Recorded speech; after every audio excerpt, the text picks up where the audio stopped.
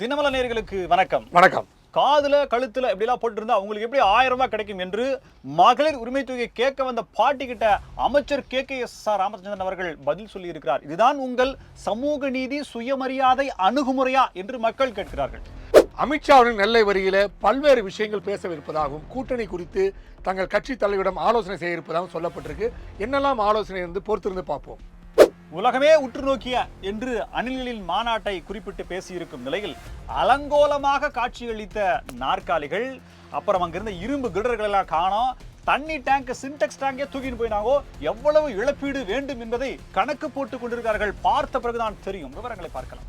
நீங்க ஆட்சிக்கு வந்து எங்களால தாங்க, ஏன் சும்மா வாய்ஸ் அவுட் பண்ணிடுறீங்க அப்படின்னு காங்கிரஸோட மூத்த தலைவர் ஒருத்தர் அறிக்கையை விட, ஓ அப்படி நீங்க பேசிடுவீங்களா அப்படின்னு சொல்லி போஸ்டர் ஒட்ட இப்போ பேச்சு மற்றும் அறிக்கை யுத்தங்கள் நடைபெற்றுக் கொண்டிருக்கிறது காங்கிரஸ் திமுக மத்தியிலங்க. நெல்லையில 9ஆம் வகுப்பு படிக்கக்கூடிய மாணவன் தன்னை ஒருத்தன் கத்தியை வச்சு மிரட்டினாங்கிறதுக்காக ஸ்கூலுக்கு புத்தக பையில அருவாலை வச்சு எடுத்துட்டு போயிருக்கான். இது ஆசிரியர் பார்த்து தலைமை ஆசிரியர்கிட்ட சொல்ல, அப்புறம் போலீஸ்கிட்ட சொல்ல, எதுக்குடான்னு சொல்லி கேட்க, அப்பதான் குட்டு வெளியே வந்திருக்கு. பார்த்த மாணவர்கள் புத்தக பையில் அருவா எடுத்து செல்லும் அளவிற்கான பாதுகாப்பை உறுதி செய்திருக்கிறதா திராவிட மாடல் அரசு? கேள்வி. இதை பத்தி தான் இன்னைக்கு நாம பார்க்க போறோம். இது சைட்லைட்ஸ்.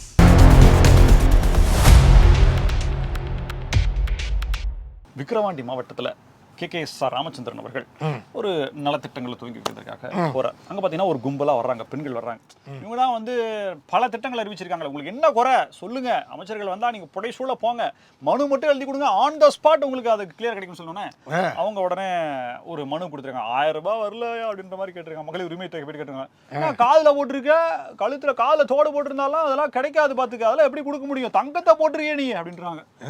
ஒரு பொட்டு தங்கம் கூட 2 நாள் முன்னாடி RK நகர்ல அங்கே எம்எல்ஏ போய் கேட்கும் போது, மாடி வீடு கட்டிருக்கீங்க, எல்லாம் நல்லா வசதியான இருக்கீங்க, வாடகை வீட்லையா இருக்கீங்க அப்படின்னு கேட்குறாங்க. அப்போ ஏங்க அந்த 1000 ரூபாய் அறிவிச்சிங்க அப்படின்னு கேட்டா, ஓ இவன் மென்டலாக இருப்பான் போல் இருக்கு அப்படின்றாங்க. தெருவே மென்டலாக அப்படின்றாரு. இதுதான் உங்கள் சமூக நீதி மற்றும் சமத்துவத்திற்கான சுயமரியாதைக்கான அணுகுமுறையா அப்படின்ற மாதிரி கேள்வி வைக்கிறாங்க. இப்பதான் சர்ச்சை ஒஞ்சு ஒரு மாதிரியா எல்லாம் செட்டில் ஆகினுக்குது. இப்போ மறுபடியும் மீண்டும் KKSR அவர்கள் அந்த வளையத்திற்கு பொன்முடி அவர்களுடைய அந்த இடத்தை நிரப்புவதற்கான முயற்சிகளில் ஈடுபட்டு இருக்கிறாரா அப்படின்ற மாதிரிலாம் வருது. எப்பவுமே திமுகவினுடைய அமைச்சர்களும் சட்டமன்ற உறுப்பினர்களும் மக்களை எந்த அளவுக்கு ஏளனமாகவும் கேவலமாகவும் பார்க்கிறார்கள். இது ஒன்றும் இல்லை, டன் ஆஃப் த எவிடன்ஸ். ஆமாம், ஏன்னா அவர் எம்எல்ஏ சொன்னார் பாருங்க, ஆமாம் எங்கள் ஹாஸ்பிட்டலில் கிட்னி எடுக்கிறோம், ஏன்னா 2 லட்ச ரூபா தான் வருது ஒரு கிட்னி எடுத்தா, இதெல்லாம் ஒரு பெரிய விஷயமா, ஏன்னா எப்பப்பா ரோல்ஸ் ராய் கார்லாம் வாங்குறது, நாங்கள் இன்னும் பெரிய கார் வாங்கியிருக்கோம், 2 லட்ச ரூபா நான் கிட்னி அவுத்து நான் எப்போ 2 ரோல்ஸ் ராய்ஸ் கார் வாங்க, இதெல்லாம் நடக்கிற விஷயமாப்பா அப்படின்னு அவர் கேட்க, மக்கள் பாவங்க ரொம்ப கஷ்டப்படுறாருங்க அப்படின்ற லெவலுக்கு போல. இன்னொருத்தர் இந்த தண்ணி அசுத்தமா இருக்கு, இதை வேற எடுத்து கொண்டு வந்துட்டு நீ அப்படி தூக்கி அடிக்கிறாங்க. என்னங்க உங்களோட மரியாதை, என்ன சொன்னாலும் வேலைக்கு ஆகாது. அந்த திமுகவினுடைய சார்பு ஊடகங்கள் அப்படியே ஊதுனாங்கன்னா அதை அப்படியே ரீங்காரமா கேட்டுக்கிட்டு அப்படியே நாட்கள் நடந்துகிட்டு இருக்கு. ஆச்சு முடிஞ்சிருச்சு பாருங்க, 4.5 வருஷம் முடிஞ்சிருச்சு. இன்னும் 6-8 மாசம் தான். மறுபடியும் திராவிட மாடல் 2.0 மறந்துராதிகள், மறந்து விருந்து விடாது. இதுதான் KKSR அங்க இருந்தார் ADMK இருக்கும்போது மூஞ்சில் ஆசிட் விட்டாங்க. அப்புறம் பார்த்தாருன்னா கொஞ்ச நாள் கழிச்சு அம்மா காலில் சண்டை விட்டாரு. அந்த அம்மா என்ன பண்ணுச்சு, அந்த ஃபோட்டோவை எடுத்து எல்லா பத்திரிலையும் கொடுத்துச்சு. என்னெல்லாம் பேசுகிறேன், என்ன கடைசியில் காலில் ஊட்டியா தம்பதி சமேதரா அப்படின்னு அந்த ஃபோட்டோவை எல்லா பத்திரிகையும் போட்டு KKSR மானத்தையே வாங்கிட்டாங்க. நம்ம ஏங்க நீங்கள் ஆட்சியில் உட்காந்துருக்குது எங்களால் தாங்க அப்படின்ட்டு வேலுமணி அவர்கள், திருச்சி வேலுமணி யாரால, வேலுச்சாமி மாற்றி சொல்லிச்சாமி,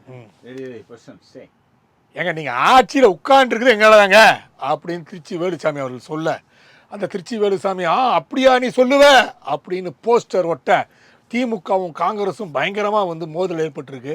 ஆனால் அவர் திருச்சி வேலுசாமி காமராஜரை பற்றி பேசும்போதே பல்வேறு வலைதளங்களில் பேசிய எதிர்த்த ஒரே தானே தலைவர் காங்கிரஸ்காரர் அவர் மட்டும். அவர் தான் எல்லா விஷயங்களையும் புட்டு புட்டு வச்சாரு. கலைஞர் அப்படின்னா என்ன அப்படின்ற விஷயத்தை கூட நானும் அப்பதான் தெரிஞ்சுக்கிட்டேன். அப்படின்றது பல பேர், நீங்கள்ல பல பேருக்கு அப்பதான் சொல்றேன், கலைஞர் என்பது என்ன அப்படின்னு ஒரு வசனத்தோட அவர் சொன்னார் பார்த்தீங்களா. மந்திரி குமாரி படத்தில் இந்த வசனம் இருக்கு அப்படின்னு சொல்லியதோட அது மட்டுமல்ல, அவர் தொடர்ந்து திமுகவை பல்வேறு நிகழ்வு எதிர்த்திருக்காருங்க. அதாவது அந்த மீனாட்சி, அடியே மீனாட்சி உனக்கு என் வைரமுக்தின்ற பாயிண்ட்லாம் நம்ம கொடுத்ததே அவர் தான். நம்ம கேட்டோன்னா பல்வேறு விஷயங்கள் திமுக இதில் டன்னா வச்சிருப்பாரு விஷயங்களை, உடனே அவர் எடுத்து கொடுப்பாரு. ஆனால் காங்கிரஸ் கட்சியில் திமுக கூட்டணியில் இருக்காரு. ஆமாம், அவர் கூட்டம் நாங்கள் அது அப்படி தான் இருப்போம். அது செல்வ பெருந்தே என்னங்க தலைவர் அவர் தானுங்க, இவரா முடிவு பண்ண போறாரு, இவர் எம்எல்ஏ சீட்டு கேட்க போறாரா, MP சீட்டு கேட்க போறாரு, எதுவுமே கிடையாது இல்லையா. இவர் பாட்டு ஒரு பக்கம் திட்டினே இருக்க வேண்டியதானே, அப்படி போய் திட்டிட்டு இருக்காங்க.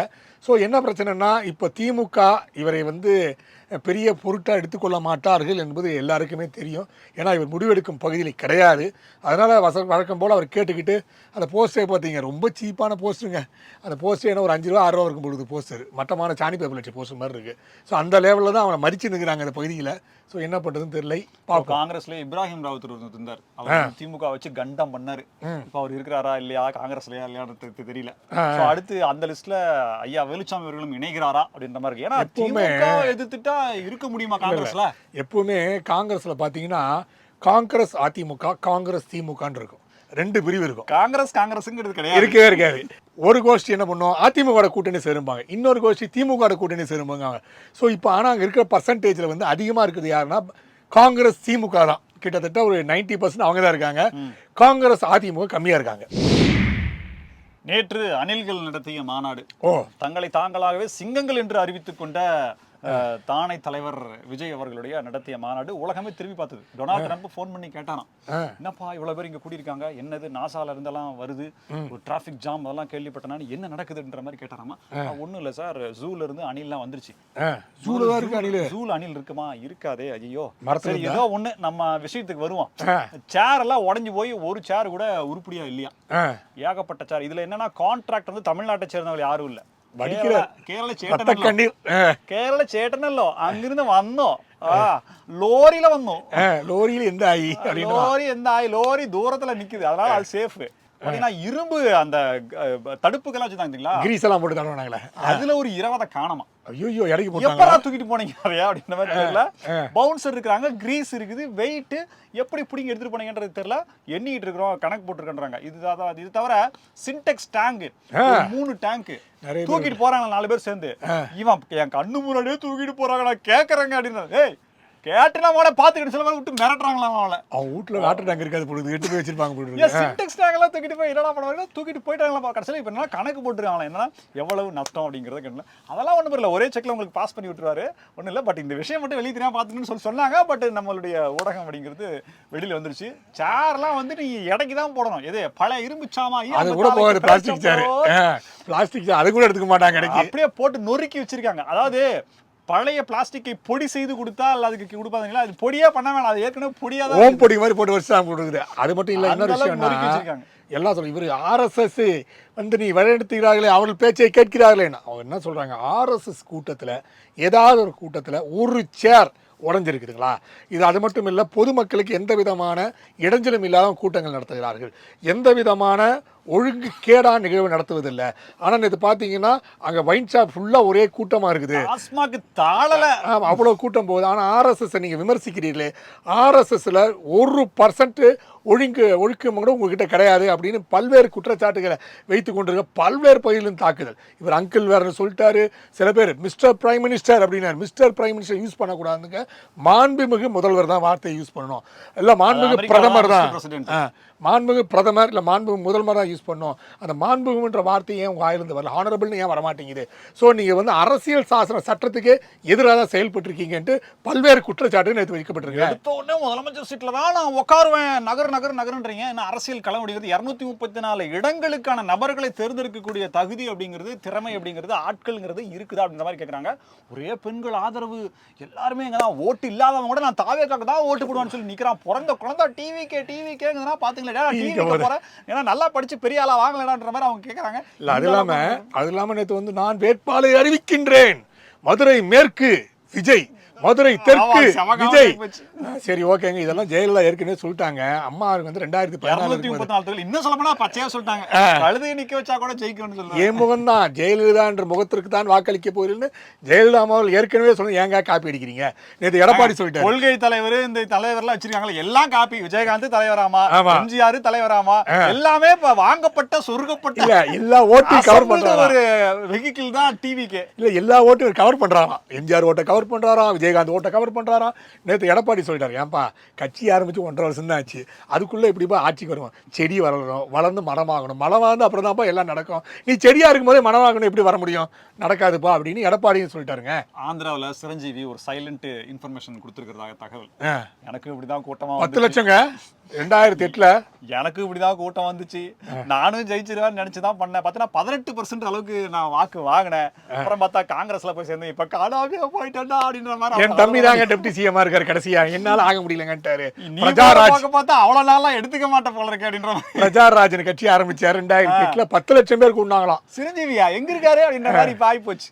ஸோ அதனால அதாவது கொஞ்சம் ஓரளவுக்கு டிப்ளமேட்டிக்கா பண்ண அவரே அந்த நிலைமைனா, இதுல டிப்ளமேட்டிக்னா ஸ்பெல்லிங் என்னப்பான்னு கேட்குற மாதிரி இருக்கிற இந்த இடத்துல என்ன ஆக போறீங்கன்ற மாதிரி இருக்கு. இதுல வேற ஆதவ் அர்ஜுனா மாநாட்டில் பேசும்போது எங்களுக்கு எவ்வளவு விடியர்கள் கொடுத்தார்கள் தெரியுமா அப்படின்னு சொல்லி அமைச்சர் பேரை சொல்லி மந்திரியை சொல்லிட்டாரு, மூர்த்தியை சொல்லிட்டாரு. உடனே அவர் வந்து ஏங்க எங்களுக்கு வேலை இல்லையாங்க, எவ்வளவு வேலை கிடக்கு, திமுக காரன் யாரும் இந்த மாதிரி வேலை பார்க்க மாட்டான், இந்த மாதிரி செய்யவே மாட்டான்னு சொல்லி அவரு ஒரு சைட்ல சைக்கிள் விட்டுருக்காரு.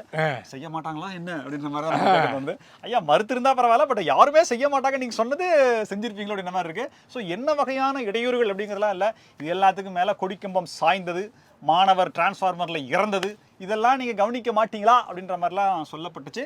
ஒரு மாதிரியா நடந்து முடிஞ்சிருக்குது 2வது மாநாடு. ஆமா, அமித்ஷா அவர்கள் நெல்லை வருகை. ஏன்னா ஏற்கனவே வந்து இந்த கூட்டமானது 16ஆம் தேதி திட்டமிடப்பட்டிருந்தது. இந்த கடந்த மாதம் 16ஆம் தேதி திட்டமிட்டிருந்தது. இரா கணேசன் மரணத்தின் காரணமாக அது ஒத்தி வைக்கப்பட்டு இன்னைக்கு நடப்பதாக இருந்து, அதுக்குள்ள வந்து அங்கே பேனர் வைக்கக்கூடாது, போஸ்ட் வைக்க ஒட்டக்கூடாது அப்படின்லாம் பிரச்சனை, காவல்துறை அனுமதி மறுப்பு, அது மாதிரி விஷயங்கள். அது வேறு போஸ்ட் அமித்ஷாக்கு எதிர் போஸ்டர்லாம் வேறு ஒட்டியிருக்காங்களா அந்த ஏரியாவில், அதெல்லாம் வேறு சொல்லப்பட்டது. ஆனால் அமித்ஷா வருகைக்கு வந்து முக்கியமான விஷயங்கள் சொல்லப்படுவதுன்னா, கூட்டணியில் வந்து சரியான முறையில் வந்து அண்ணா திராவிட முன்னேற்றத்தை கூட பயணம் செய்ய வேண்டும், எந்த விதமான எதிர்கருத்துக்களை தெரிவிக்கக்கூடாது போன்ற விஷயங்கள் சொல்லியிருக்காங்க. அது இல்லாமல் மிக்ஸ், ஆமா அது ஆகணும். மையக்குழு, அதாவது எல்லாருமே நிர்வாகிகள் உட்பட மையக்குழு கூட்டத்தை நடத்துவதாக இருக்கிறது. இந்த கூட்டத்தில் வந்து அடுத்த கட்டத்தில் எப்படி நான் செயல்படுத்தணும், கூட்டணிக்கு வேறு எந்த கட்சியெல்லாம் வரக்கூடும் என்பதை பற்றிலாம் ஆலோசனை நடத்தப்படுவதாக இருக்கின்றது. ஸோ இந்த கூட்டம் பூத் கமிட்டி கூட்டத்தை அப்பாற்பட்டு, அதுக்கு மீறி இதுக்குள்ளே இந்த மாதிரி கூட்டங்கள்லாம் நடத்துவதற்கான ஆலோசனை நடத்தப்பட இருக்கின்றது. எச் ராஜா, KT ராகவன் மற்றும் முக்கிய தலைவர்கள்லாம் அதில் கலந்து கொண்டிருக்கின்றார்கள். அந்த கூட்டத்தில் SR சேகர் போன்றவர்கள் கலந்து கொண்டு அடுத்த கட்டத்தில் தேர்தல் பணி எப்படி நடைபெற வேண்டும், கூட்டணி கட்சிகள் எப்படி செயல்படுத்த வேண்டும், அது மட்டும் இல்லை அண்ணா திராவிட முன்னேற்ற கழகத்தை கட்சியில் இருப்பவர்கள் விமர்சிக்கிறார், அதெல்லாம் செய்யக்கூடாது அப்படின்னு கட்டுப்பாடுலாம் விட்டுருக்காங்க. அப்படின்னா வழக்கமா திமுக அதிமுக அந்த பூத் நிர்வாகிகள் அப்படிங்கிற பேச்சு, செயல்பாடு, அந்த கட்டமைப்பு அப்படிங்கிறதே இருக்கும். ஆமா, ஒரு பாஜக தேசிய கட்சி அந்த கட்சியினுடைய பூத் கமிட்டி நிர்வாகிகள் கூட்டத்துக்கு அமித்ஷா வர்றார் அப்படிங்கிறது வந்து எந்த அளவுக்கு கட்சி இது பாக்குது அப்படிங்கிறது. இது கடந்த ஆண்டே வந்து இது மாதிரி பூத் கமிட்டி மீட்டிங் வந்து பூந்தமல்லி அருகிலே நடைபெற்றது. பூந்தமல்லி அருகில் நடக்கிறேன். அப்போ அமித்ஷா அவர்களே வந்து நேரடியாக வந்து பூத் கமிட்டி வச்சு அங்கே உறுப்பினர்கள் அங்கே விஷயங்கள்லாம் நேரடியாக விசாரணை, 2வது மாநாடு மாதிரி. ஆமா, அது பாட்டு அவர் விசாரிப்பட்டு நேரடியாக யாரெல்லாம் லைன்ல இருக்காங்க, அவங்கெல்லாம் உண்மையான உறுப்பினர்களா இல்லை ஃபோர்ஜரி லெவலில் மெம்பர் ஆக்கியிருக்காங்களான்லாம் விசாரணை நடத்தினார். அது மாதிரி அடுத்த கட்டமாக இந்த இடத்துல நடத்துகிறாங்க. ஆனால் இது மட்டும் கிடையாது, இதற்கு அப்பாற்பட்டு பல்வேறு அரசியல், ஏன்னா பிரதமரோட பயணம் கூட இப்போ ரத்து செய்யப்பட்டிருக்குன்னு ஒரு செய்தி வந்திருக்கின்றது. 26ஆம் தேதி வரதா இருந்துச்சுல, அது இன்னும் நமக்கு தகவல் வரல. இப்போதைக்கு இந்த செயல்பாடுகளில் பேச்சுவார்த்தை நடத்தப்பட இருக்கிறது. ஸோ உட்கட்சி விவகாரங்களை பல விஷயங்களை மையக்குழு, முதலமைச்சர் துணை முதலமைச்சர் சந்திக்கிறாங்களா? யாரும் போல. ஆமா, சொல்ல மாட்டாங்களா அப்படின்னா கூட ஆன்லைன்ல சந்திச்சு போட்டுருவாங்க. அதனால வந்து எல்லா கூட்டத்திலையும் முக்கியமாக வருகின்ற தேர்தலை எப்படி திறன்பட நடத்த வேண்டும் என்பதுதான் இந்த கூட்டத்தின் முக்கியமான ஆலோசனையாக இருக்கும். திருநெல்வேலி மாவட்டம் திசையன் விலையில இருக்கக்கூடிய அரசு உதவி பெறும் பள்ளியில மிகப்பெரிய சம்பவம் நடந்திருக்குது. 9ஆம் வகுப்பு படிக்கக்கூடிய மாணவன் தன்னுடைய புத்தக பையில